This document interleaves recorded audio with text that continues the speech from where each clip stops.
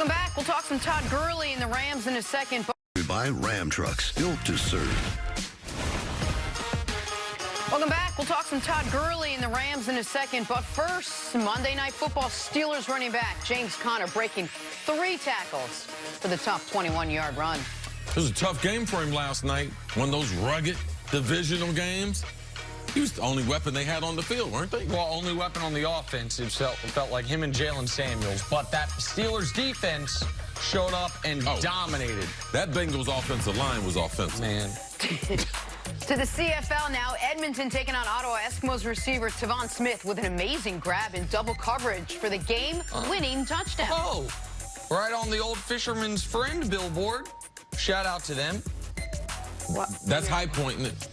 That's the advertisement in back of the end zone. Yeah. No, I got it. Why did I shout out to I didn't know if he had a sore throat because they're Fisherman's Friends. I tell young wide receivers, when you go up and catch the ball, if a guy's arms are there, catch the whole area. Catch the ball, arms, everything. All right, a little more Wrist, from the CFL elbow. here. Toronto taking on Saskatchewan. Oh, that's my boy AJ. S.J. Green. S.J. Green, let's go. Stretches out for the nice touchdown. He trains with us in South Florida. Good friends with my son, Duran. Oh, S.J. really? Green, yes. Did you teach him that one? No, he's got that on his own. He might be in the CFL Hall of Fame when it's all done with. Really? S.J. Green, yes. Yeah, he's been dominant in the CFL for a long time. Big dude. All right, finally, FCS action. Mercer, Campbell, Tucker Cannon manages to keep 1 foot in bounds for the Mercer touchdown. Pulls off a nice flip after the catch, too. Oh, we got the touchdown, too? They called this over the pylon? What about the front flip at the end? Oh, nice little this is a 10.0. He lands it, holds the ball off the ground so you don't have to worry about hitting the ground, tucks it, does a front flip. And that's a smaller fella if I'm looking at this right. That's a great play by the young man from Mercer. I'm not sure that I need to send that tape to Belichick and them. Get Brady another weapon for the. I mean, they get dudes like that. On to the Rams now. On Sunday, Todd Gurley had a career-low 5 carries. His quarterback, Jared Goff, meanwhile, had 68 pass attempts. That's practically 2 games' worth. Gurley was asked about his limited touches. Said, I don't call the plays, bro. Like I say, I don't call the plays. I go out there and play. I block for Jared Goff. I run the ball, run the routes, whatever.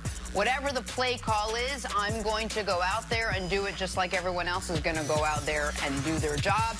It's 11 people on the field, and there's only 1 ball. Chris, can the Rams make a Super Bowl run, another one, with a restricted Todd Gurley? No, they're not the same team.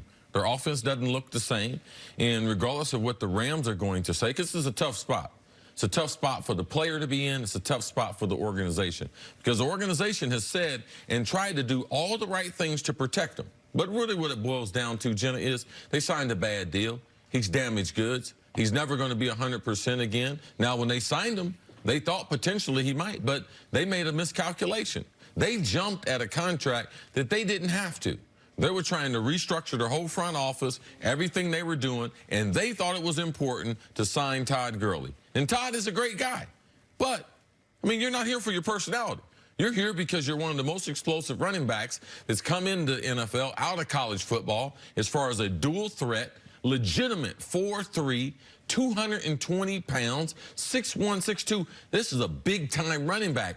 And now it's down to 5 carries a game. There would have to be an explanation.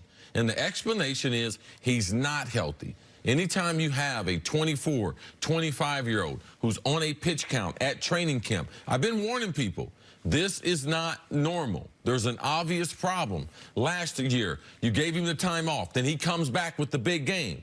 And then after that, when was the last time we seen Todd Gurley have 18 to 20 carries back-to-back weeks and look like one of the best running backs in the NFL? It's been a long time. So this is a bad situation. Todd can't tell us the truth because the truth of the matter is he's not that workload. He can't carry that load like he wanted to.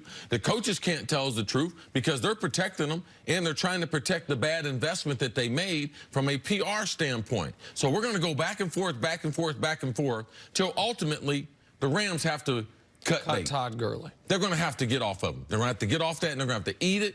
And they're going into a new stadium and there's a lot of things going on. But they extended the coach.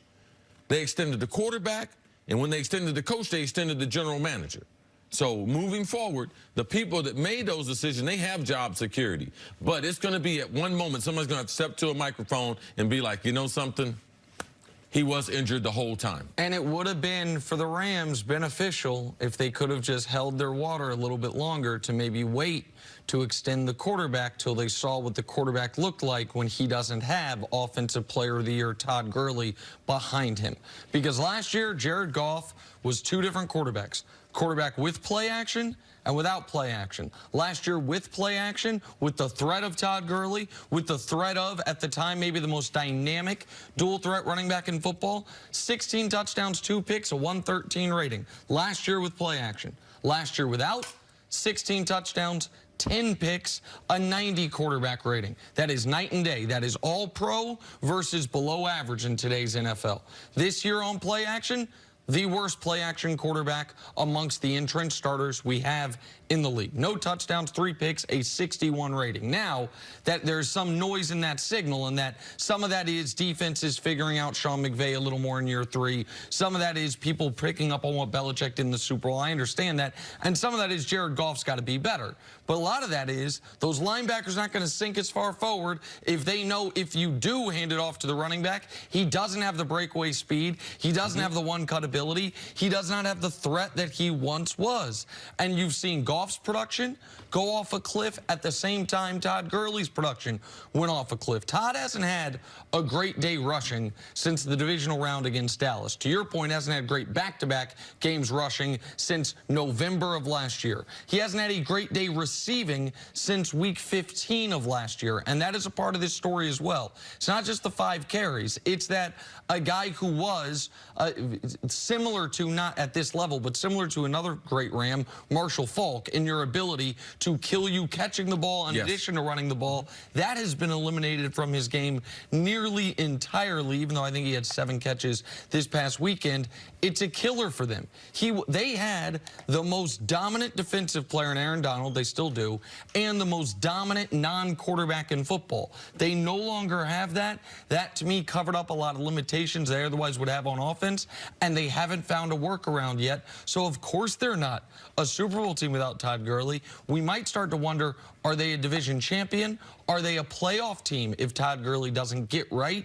And it doesn't look like he's going to get right. Well, Sean McVay came out this week and took it all, whether deservedly or not, on himself. I'm not doing right by this team play calling. Teams have figured us out. We have to get more creative. We have to change things up. How much of this is, hey, teams have now seen, you know, a year or 2 under Sean McVay. They know what he does. And how much of it is, as Nick pointed out, the personnel on that offense? Well, this is the thing. Sean's a young coach, and that's a mistake.